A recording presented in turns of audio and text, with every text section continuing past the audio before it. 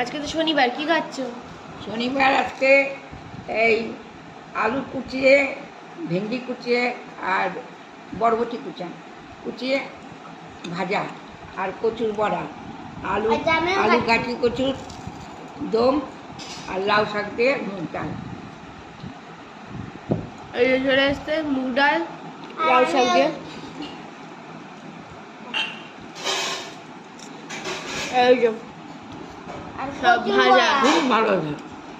কচুর বড়া আর লাস্ট হচ্ছে কচুর দম। তাই তো বললো, গাঠি কচু দিয়ে আর দিয়ে আলু দিয়ে।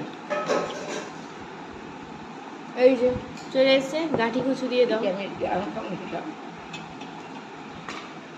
তা আমার ভাজা কেমন হয়েছে? কচুর বড়া ভালো হয়েছে, ভাজা ভালো হয়েছে।